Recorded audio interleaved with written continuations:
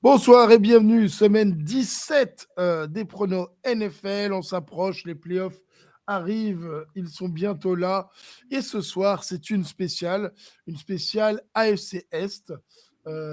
Avec moi, Maître Scooby, bonsoir. Bonsoir tout le monde et joyeux Noël et bonne fin d'année et amusez-vous bien dans cette période. Il n'est jamais trop tard pour offrir un beau bouquin pour Noël. C'est pour ça que j'espère que vous avez tous offert les derniers exemplaires de l'American Sport. Colliger Rival se fera un plaisir de vous dédicacer. Tout à Bonsoir. fait. Salut, je suis content de Voilà. te retrouver. Joyeux Noël à tous. FMB ne peut pas être là ce soir car il est dans un pays asiatique qu'il a confondu avec la Thaïlande. Il est donc incarcéré en Asie actuellement. Mais nous lui souhaitons quand même un joyeux anniversaire parce que les anniversaires, c'est important. C'est comme ça, FMB, qu'on voit si quelqu'un est majeur ou pas, par exemple. En fait, 2022, on disait avant Jésus-Christ, mais c'est 2022 avant FMB en fait, non? Après FMB? Après FMB, ouais. Voilà, après C'est son FMB. 2022e anniversaire. Bon anniversaire.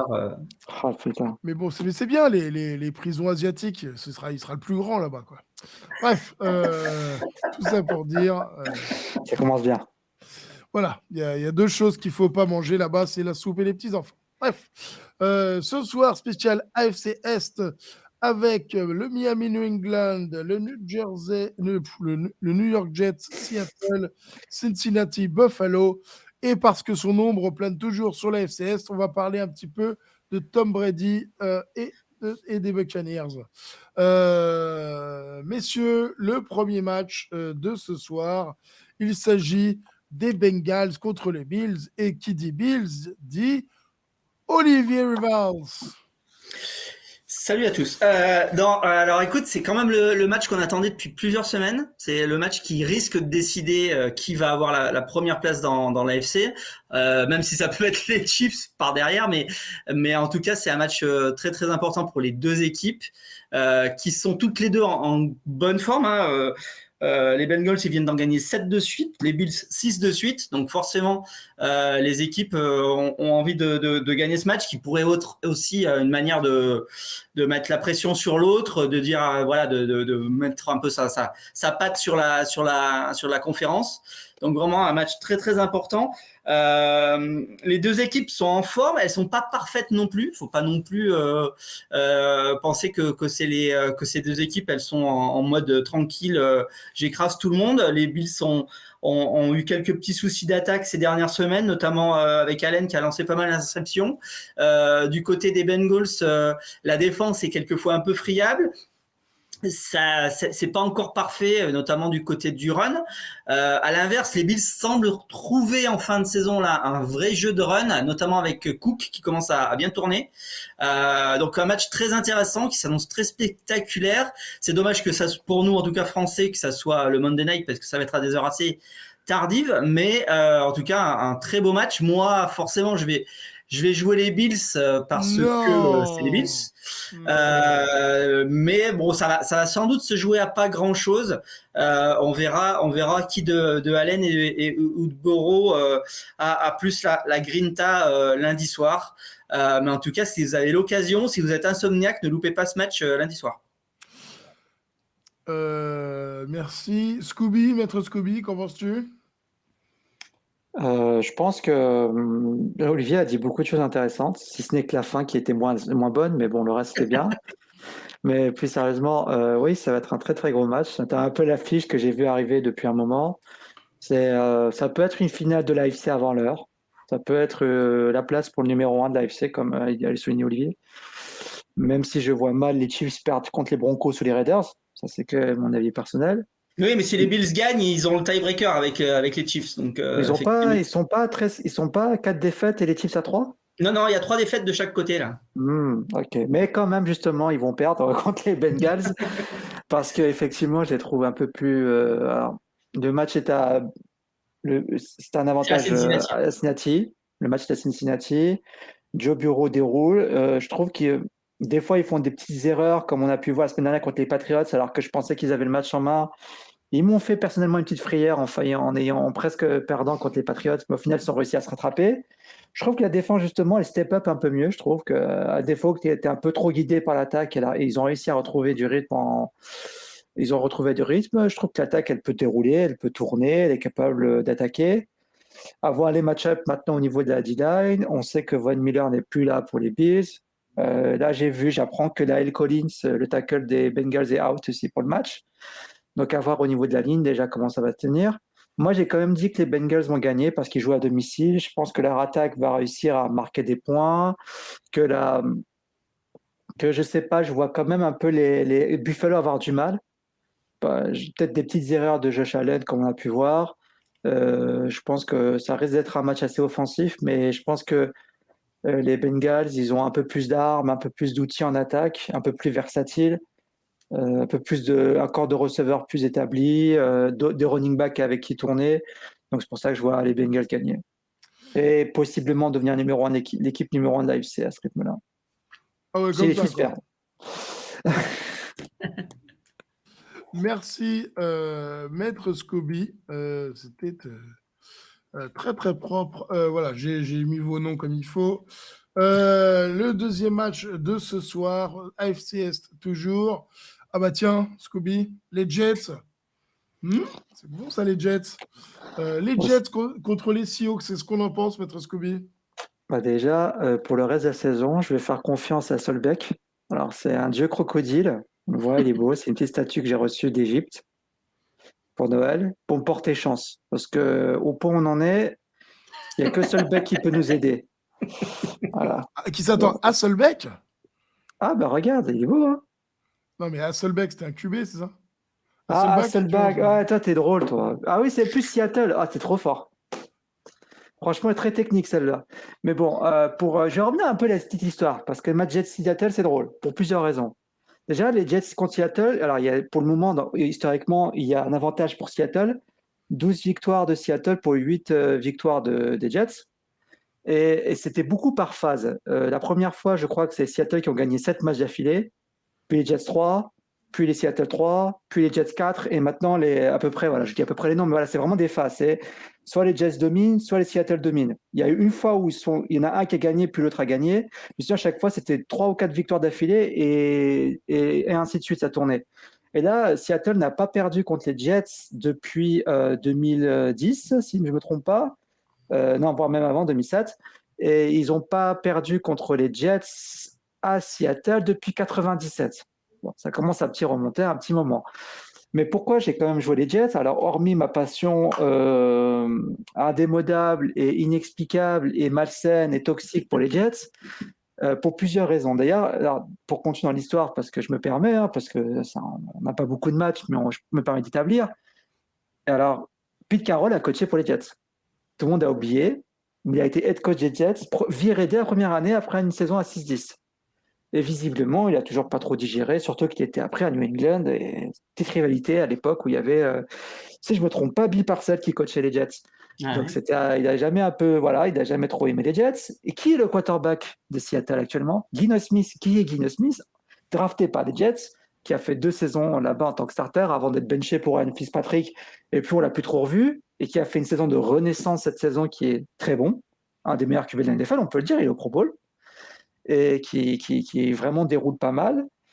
Et c'est un peu un revenge game. Alors, une autre revenge game aussi assez marrante, c'est Jason Myers. Qui est Jason Myers? Le QB de kicker de Seattle. D'où il vient? Il vient des Jets.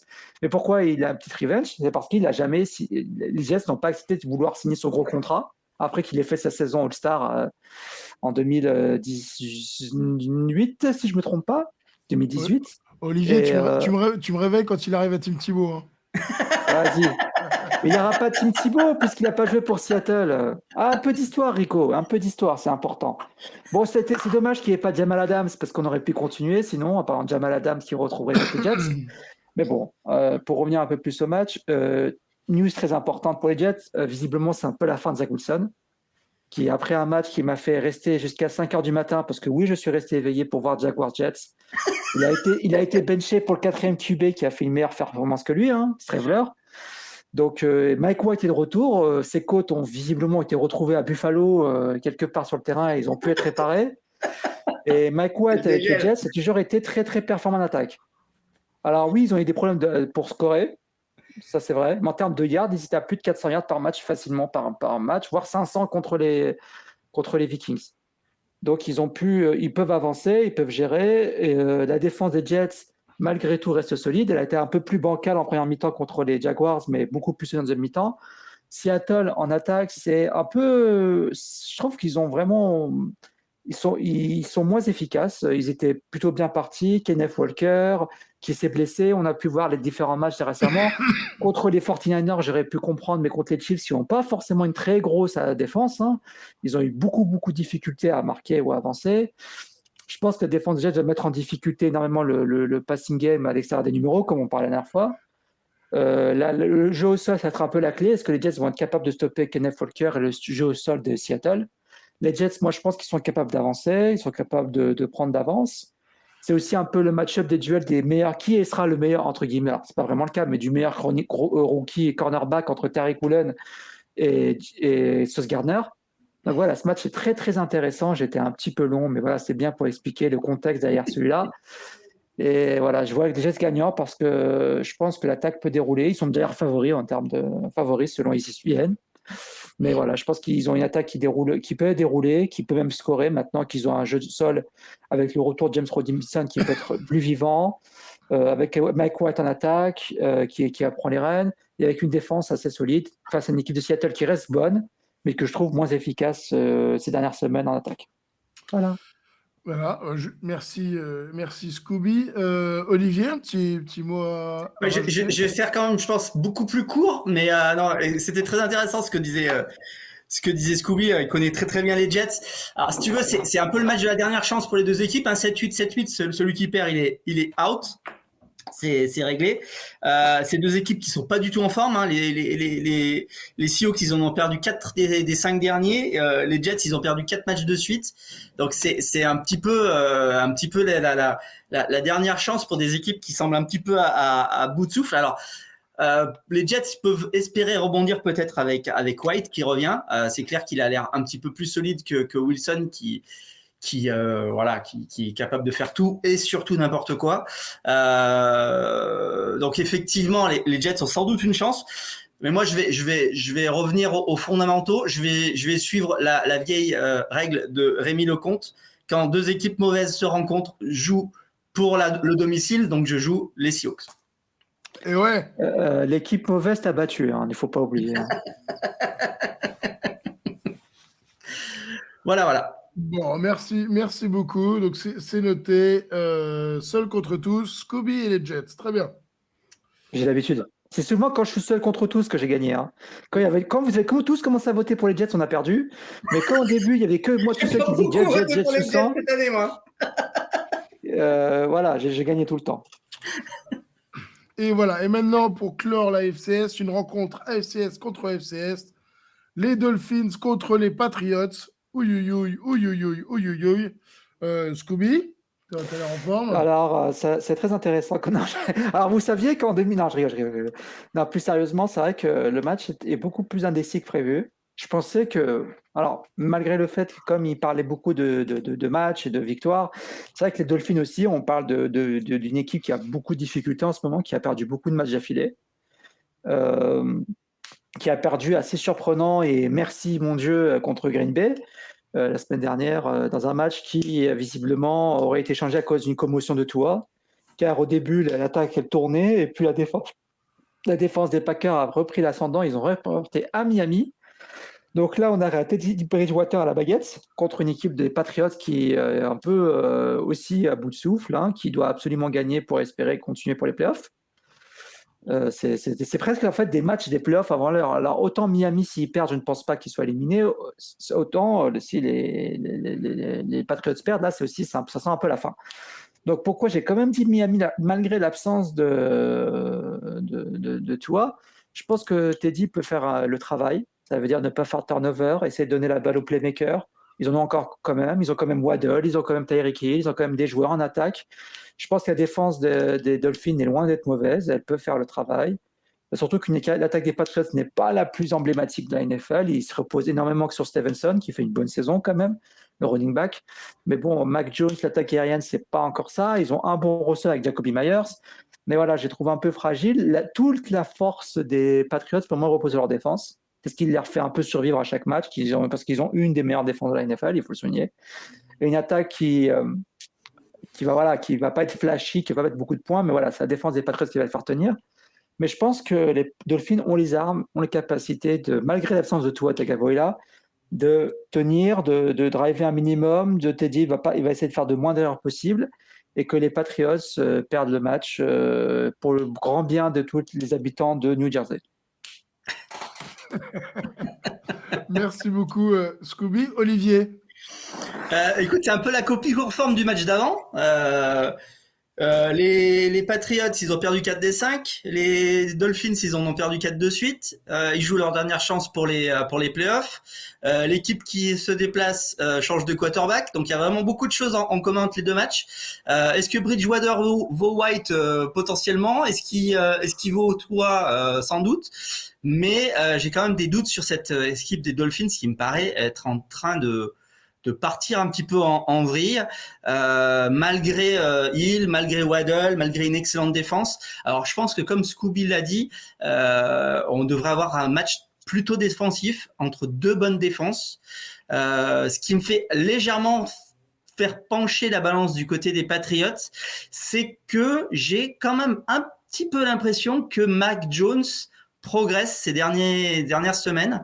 Là, sur les 5 derniers matchs, il a lancé qu'une seule interception, il a lancé 5 TD.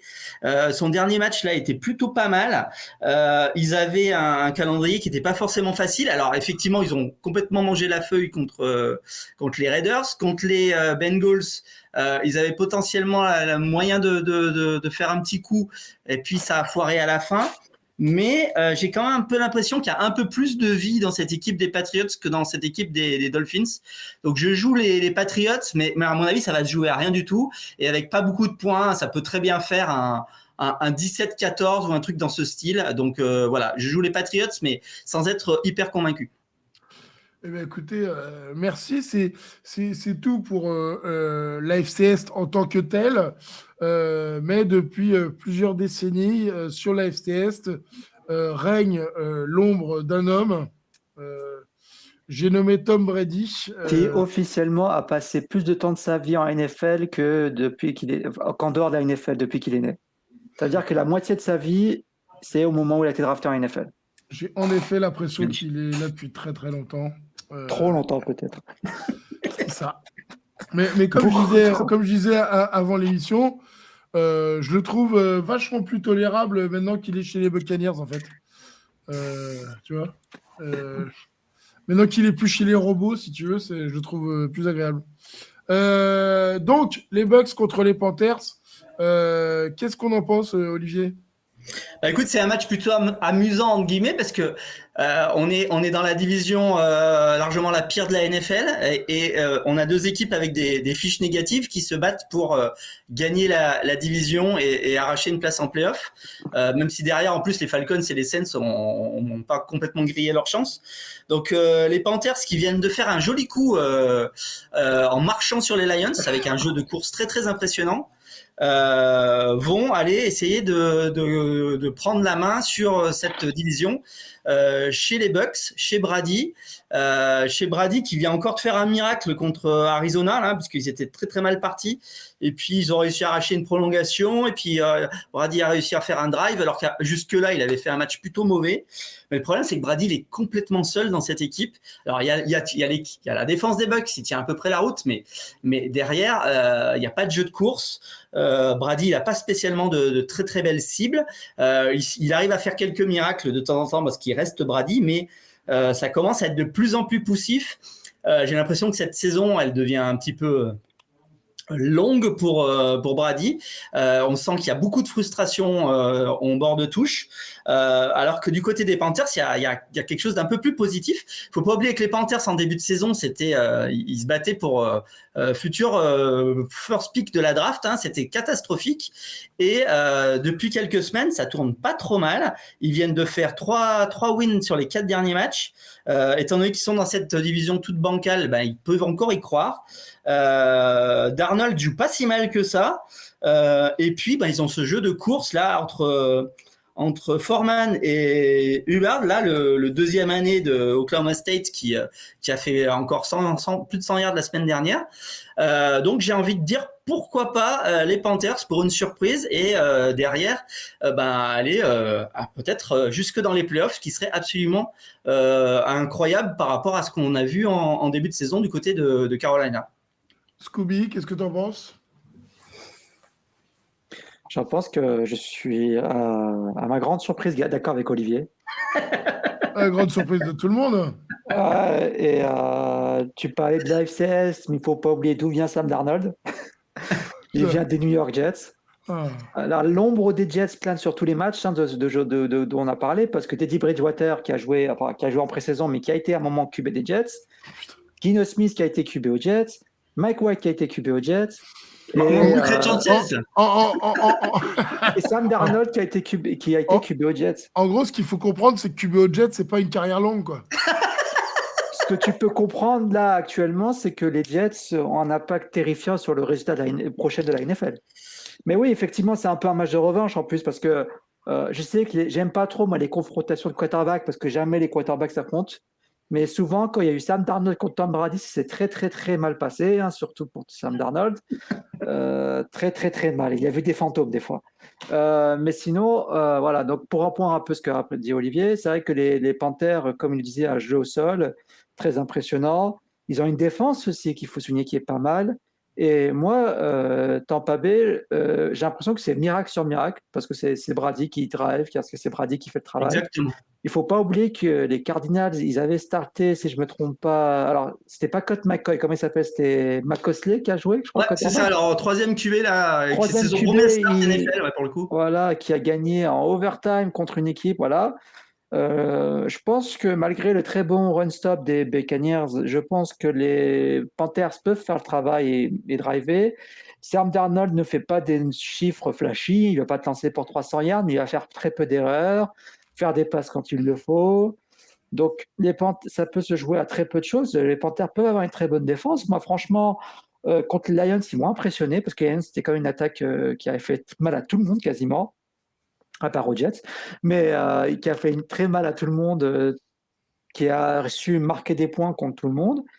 Et là, ils ont réussi à les stopper. Donc, je pense que là, avec Brady, avec les difficultés qu'ils ont en attaque face à une bonne défense qu'il a en Panthers en ce moment, je trouve que coach Steve Wilkes, le coach intérim, il fait un travail titanesque.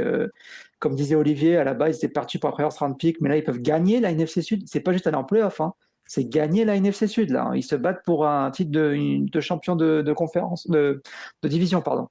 Donc, ça peut être assez impressionnant et accueillir un match de playoff, par accessoirement.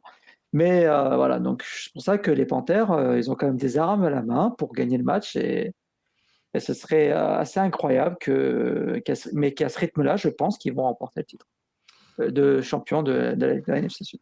On est les deux seuls, Scooby, de tout le site là, de prono à jouer les Panthers. Parce que c'est des fans de Brady, tout ça. Je suis pas un fan de Brady, mais j'y crois pas. Voilà. Bref.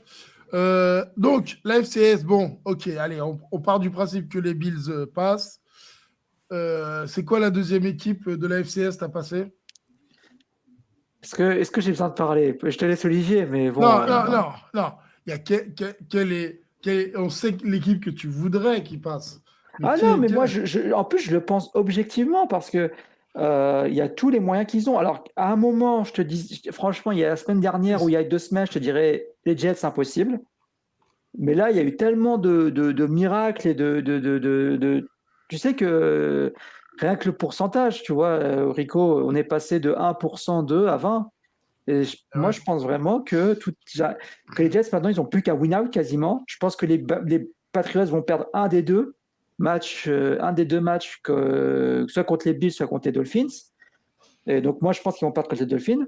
Et les Jets, ils n'ont plus qu'à gagner les matchs contre Seattle et ils ont les armes pour les gagner et ils ont l'arme pour gagner contre les Dolphins. Alors, ceux qui ont le chemin le plus simple seraient les Dolphins. Mais maintenant, je ne sais pas trop s'ils vont réussir à gagner 2 matchs de suite sans Tua ou si Tua revient. Et avec les difficultés qu'ils ont, déjà gagner le match contre les Patriots, ce serait bien, très franchement. Les Patriots, pour moi, ils ont qu'à win out aussi, mais ils ont quand même le chemin le plus dur. Il faut gagner les Dolphins et les Bills, ce qui n'est pas rien. Et juste avant, il fallait qu'ils battent les Bengals aussi pour donner plus de chance. C'était très dur pour eux. Donc c'est pour ça qu'en fait, je dis objectivement, les Jets, voilà, ça va se jouer à très peu de choses, cette course à la FCS. Là, il y a une semaine ou deux, ça a été un peu plus facile, on aurait dit les Dolphins. Là, c'est même assez compliqué de dire exactement qui va gagner. Voilà. Olivier, tu remplaces une? Non mais écoute, je suis pas loin d'être d'accord avec Scooby, parce que on a vraiment l'impression que du côté des Dolphins, ça part un petit peu dans le n'importe quoi. Alors les Jets sont pas non plus en grande forme, hein, ils viennent d'en perdre 4 de suite, donc c'est quand même pas la super forme. Les deux équipes ont été bien meilleures plus haut dans la saison, c'est clair. Mais j'ai l'impression que du côté des Jets, il y a un petit peu plus d'espoir. Alors le joker là-dedans, c'est est-ce que les Patriots peuvent gagner leurs 2 matchs? Ils peuvent sans doute battre les Dolphins. Après, ça va surtout dépendre du fait de est-ce que les Bills seront motivés contre les Patriots ou pas. Ils auront encore quelque chose à gagner dans ce dernier match, parce que s'ils perdent, ils sont pratiquement sûrs d'être 3e pick et ils n'auront pas grand-chose à faire. S'ils gagnent, il faudra qu'ils le gagnent pour rester numéro 1. Voilà, alors ça va peut-être dépendre de ça. Pour le coup, j'aurais quand même envie de dire, même si je joue pas les Jets là à Seattle, mais peut-être que les Jets ont légèrement plus de chances que les autres. Ça donne un petit peu l'impression que personne ne le veut, ce dernier siège de playoff. On verra ce qui se passe, mais peut-être les Jets. Mais tu sais, franchement, moi j'y crois toujours pas que les Dolphins ont perdu contre les Packers. Moi, j'ai dit, ce serait bien que les Packers gagnent à Miami. J'y croyais moyen. Et bon, on n'a pas parlé de ce soir parce qu'on est tous les d'accord sur ce match aussi, tous les deux seulement. Hein. Oui. Mais moi, j'avais joué les Packers, effectivement. Et pour le coup, c'était assez. Parce que j'ai regardé le match en entier et on a vraiment eu l'impression à un moment que le match avait basculé. Et ça s'est vu dans l'œil de Aaron Rodgers, parce que c'est la première fois depuis le début de la saison que je vois Aaron Rodgers qui retrouve cet œil de tueur qu'il avait avant. Cette année, il était en mode je joue ma dernière saison en roue libre, et là, d'un seul coup, il a eu envie d'aller gagner ce match. Il avait l'envie de se dire, bah tiens, allez, finalement, je peux peut-être aller en playoff malgré cette saison toute pourrie. Et ils sont allés arracher ce match. Et puis alors, Tua est parti dans le grand n'importe quoi dont il est capable. Et les Packers sont à peu de choses près d'aller en playoff. Il faut qu'ils win out. Ouais. Et se dire que les Packers seraient pas favoris contre les Lions et contre les Vikings, ça fait bizarre un peu, parce que les Packers, Aaron Rodgers, c'est un peu celui qui détient la NFC Nord. Hein. Mais voilà, ce sera une fin de saison assez incroyable. Ouais. Là, pour le coup, regardez le VIX Packers, parce que ça serait pas étonnant qu'il y ait une petite surprise. Voilà. Bon. Donc, vous les voyez comment ces playoffs? Qu'est-ce que vous en attendez de ces playoffs un petit peu là, en règle générale? Tu veux commencer, Olivier ou... Moi, je m'attends une bague de champion, mais pour le reste, écoute, non, mais en AFC, ça serait quand même très très surprenant que au Super Bowl, ni les Bills, ni les Chiefs, ni les Bengals, parce que j'ai quand même un peu l'impression que les 3 équipes sont un petit peu au-dessus des autres. Dans la NFC, ça peut être plus surprenant à mon avis, même si les Eagles ont quand même le meilleur meilleur effectif, mais comme Hurts c'est pas non plus à 100% en ce moment, on sait jamais. Donc ça peut être, à mon avis, plus surprenant du côté de la NFC. Je pronostique qu'une équipe de la NFC Est sera au Super Bowl. Bah si ça, à ce rythme-là, tu as une chance sur une chance sur 2, hein, quasiment. Une chance sur 2. Mais oui, alors cette année, ce que j'en attends, je trouve qu'on est bien gâtés. Ça faisait longtemps qu'on n'a pas vu une course au playoff aussi serrée aussi. Qu'est-ce qui va se passer? C'est quoi ce bordel? Les Lions d'un coup, les Packers reviennent, t'as les Jets qui sont pas morts, t'as un machin qui gagne, t'as les 49ers, alors qu'au début de saison, alors Brock Purdy qui revient, vas-y, petit QB rookie, puis maintenant, pour moi, franchement, 49ers, pour moi, sont la meilleure équipe de la NFC. Hein. En ce moment, oui. En ce moment, ils marchent sur tout le monde. Ouais. C'est assez impressionnant, avec un quarterback rookie qui n'était pas flamboyant à Iowa State, hein, je me rappelle bien, parce que on disait beaucoup qu'il s'appuyait sur Brissol ou sur, alors j'ai oublié son nom, le running back. Oui, il était dans une équipe de runner, hein, c'est clair. Ouais, à Iowa State. Et donc moi, ce que j'en attends, voilà, c'est vraiment des matchs serrés. Alors, ça va surprendre beaucoup de gens, mais je vais dire un truc, mais très sincèrement, il ne faut pas s'asseoir sur le Jacksonville Jaguars. Pourquoi ? Parce que je les ai vus jouer. Et je ne dis pas parce qu'ils ont battu les Jets de 14 points ou quelque chose comme ça, mais très sincèrement, ça faisait longtemps. Enfin, ils m'ont vraiment impressionné. Là, ils jouent bien. De côté du ballon, ils jouent bien. En attaque, ça déroule, c'est assez explosif. Hein. Evan Engram, il est assez impressionnant. Il m'a vraiment surpris. Il y a Kirk, il y a Zay Jones, il y a c'est Marvin Jones, je crois, qu'il y a aussi. Les Jones, quoi. Et, alors, le running back cherché tout à l'heure pour Iowa State, c'est David Montgomery. Mais, et pour le coup, tu as raison. Hein, moi, j'aurais préféré que les Titans s'arrachent en playoff et qu'on les joue parce que là, on n'avait pas trop de problèmes. Par contre, effectivement, jouer les Jaguars, ça me fait un peu plus flipper. Hein. Parce que les Titans, ils font un peu flipper personne. Hein. Ils ont perdu contre Houston, qui est la dernière équipe de la NFL, littéralement. Là, Jacksonville, il ne faut pas s'asseoir dessus et ce serait assez incroyable. Je crois que j'avais vu une fois, il y a longtemps, il n'y a pas si longtemps que ça, mais Green Bay Packers, quand ils sont qualifiés de justesse en playoff et ils ont gagné le Super Bowl l'année où ils ont battu les Steelers en Super Bowl. Et attends, et puis chez les Jaguars, est-ce que tu le savais que Bernie Parmalee, le coach des running backs, était chez les Jets en 99 et 2000? Tu l'as cherché ou c'est vrai? Est-ce que tu sais que Todd Washington, l'assistant à la ligne offensive, était chez les New York Jets aussi? Est-ce que tu le savais, ça? Je crois que c'est important de le souligner quand même. Ah là là. Tu vois? Il y a vraiment un joueur. En fait... Attends. Et Bob Sutton, ok? Mais en fait, il rigole. En fait, il rigole pas depuis tout à l'heure, c'est vrai tout ce qu'il dit. Assistant défensif senior. Il a passé 13 saisons chez les Jets. Tu peux pas l'ignorer, ça.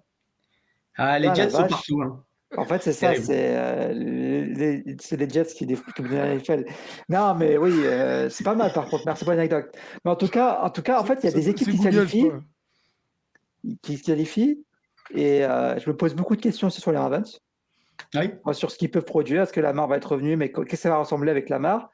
Moi, je le dis très franchement, je trouve que les Chargers, voilà, j'ai pas trop envie de parler, pour pouvoir faire le haineux comme on dit, mais je suis pas du tout convaincu par les Chargers. Moi, je les trouve moyens un peu partout. Alors, pas moyens, mais je ne les trouve pas spectaculaires soit en attaque ou en défense. Hein. Je sais pas ce que tu en penses, Olivier, mais moi, écoute, mais malgré tout, Herbert, ça peut prendre feu aussi à un moment. Herbert, il peut aussi avoir des moments où il lance très très bien et ça peut être, il peut sans doute être dangereux contre n'importe qui. Mais effectivement, de manière régulière, c'est pas une équipe qui est régulière, c'est certain. Et les Giants aussi, qu'est-ce qu'ils vont pouvoir produire en playoff? S'ils y sont, parce que c'est pas non plus. C'est un peu la guerre totale. C'est ça qu'on aime. Hein. Enfin, on veut pas. Moi, j'aime pas des années où on savait plus ou moins qui était qualifié à la week 15, quoi. Là, ce qu'on aime cette année, c'est que c'est serré de partout. On n'a aucune idée, ça peut tout basculer. On a l'air confiant sur Jacksonville Jaguars, mais ça se trouve, ils vont perdre les 2 matchs. Hein. Houston, ils jouent pas mal cette saison. Et les Titans, peut-être qu'ils vont avoir un sursaut d'orgueil, ils vont gagner. Au niveau de la NFC Sud, on parle des Buccaneers ou des Panthers. Mais là, les Saints, ils vont doubler par la droite, ils vont prendre tout le monde de court, ils vont gagner. Donc, c'est ça qu'on veut, c'est ça qu'on aime. Et on est très content de voir que ça se castagne, quoi. Putain. Pardon. Regarde. La bagarre. Messieurs, est-ce que quelqu'un a quelque chose d'autre à dire avant la fin de cette année? Non, pardon. Olivier, c'est vrai que c'est le dernier de l'année. Olivier, un truc sur les playoffs. Excuse-moi, Olivier. Un truc sur les playoffs? Non, mais écoute, je pense que voilà. D'ailleurs, on l'a vu dans les pronos. Hein, on a souvent été mauvais, pour être franc. Mais parce que ça a été une saison assez dingue, parce que non seulement c'était c'était souvent des surprises, mais on a des équipes comme ça qui ont fait des montagnes russes, qui étaient très hauts, qui sont redescendus très bas, à l'inverse des équipes qu'on avait enterrées qui reviennent. Donc ça a vraiment été une saison très très difficile à comprendre et à pronostiquer. Et ben si ça continue pour les playoffs, à la limite tant mieux parce que ça sera des matchs assez dingues. Donc voilà, vivant que ça commence. D'ailleurs, moi j'ai failli démissionner après avoir dit haut et fort: «Oui, les Rams, bon, les Broncos, ils vont gagner assez facilement, je pense, ils ont une bonne défense» et ils se prennent 51 points. Putain, j'ai jamais eu autant tort. J'ai vu ce match-là, je me suis dit: «J'ai jamais eu autant tort de ma vie». Genre tu vois, les Jets, des fois je dis qu'ils gagnent, ils perdent. Bon, c'est des matchs serrés quand même ou d'autres matchs que j'ai pu dire. Par exemple, j'avais dit que les Steelers non, les Raiders avaient gagné, ou les Browns aussi qui avaient gagné. C'était des matchs quand même assez serrés, Browns Saints et voilà. Alors, celui-là où j'ai starté avec confiance ma défense en fantasy, la défense des Broncos. Ah, Elle a joli. fini à moins 4 points. Je vous dis, ça fait tout drôle quand on voit Baker Mayfield. En fait, je savais pas, mais c'est Peyton Manning caché, début simulé. Non, vraiment, c'est vrai que c'est assez surprenante. Et on comprend un peu rien à ce qui se passe. Moi, je pensais que les Broncos, c'est vraiment une équipe. Bon, là, on a vu Nathaniel Hackett qui s'est fait virer. D'ailleurs, première saison, je trouve ça très, très con de virer un coach première saison, mais à part s'il a fait quelque chose de très grave, je trouve ça un peu dommage. Moi, j'aime pas trop ce genre d'action, mais moi, je pensais qu'au moins la défense. Alors, peut-être que j'ai raté des gens qui sont blessés, mais je pensais qu'au moins la défense des Broncos, c'était ce qu'il y avait le plus solide et ce qu'il y avait le plus fiable. Parce que, à part contre les Chiefs, ce que j'avais souligné, c'est que je crois qu'ils n'ont jamais pris 20 points ou presque. Et là, ils se prennent 51 points. Et je me suis dit, en fait, j'ai rien compris à NFL. Sachant qu'ils jouent encore les Chiefs d'ailleurs cette semaine. Voilà. Donc, non, c'est comme dit Olivier, les pronos, c'est assez dur. Nous, on essaie de donner des indications parce qu'on aime ça, pour le plaisir, et aussi parce que on est des gens qui sont passionnés par le foot. Mais voilà, on ne regarde pas toutes les têtes de tous les matchs sur Tout pour savoir qui exactement joue quoi et qui fait quoi, parce qu'on a des vrais boulots à côté. Mais Scooby se rend compte qu'il pourrait finir dernier des experts, donc il prépare le public. Non, mais ça me saoule parce que j'étais bien parti. Il assiste à ma remontée, là. Mais il y a 2-3 semaines, j'étais pas trop mal parce que je faisais partie du top. Il y avait que Olivier qui était devant ou Yellow. Et maintenant, t'es ex aequo avec moi. Maintenant, t'es ex aequo avec moi. Imagine. La honte. Ah là là là là. Bon, un mot à dire avant la nouvelle année. On vous aime. Voilà. Amour, gloire et beauté. Amour, gloire et beauté. Voilà. Ne promets pas aux gens que tu vas te remettre au sport, tu le feras pas. Voilà, on le sait tous. Voilà, passez tous un bon réveillon. Et le meilleur réveillon, c'est celui qu'on passe à la maison. Voilà. Des autres. Voilà. Et bientôt, on va ouvrir un Kickstarter ou un Litchi pour essayer de payer la caution de FMB. Donc, gardez un peu de sous. Restez connectés. Voilà. Merci, messieurs. À la semaine prochaine, enfin l'année prochaine. À l'année prochaine. Pour la dernière semaine de la saison, avant les playoffs. La Week 18. La Week 18. On n'est plus habitués. Messieurs, bonne soirée et bon week-end à vous. Salut. Ciao.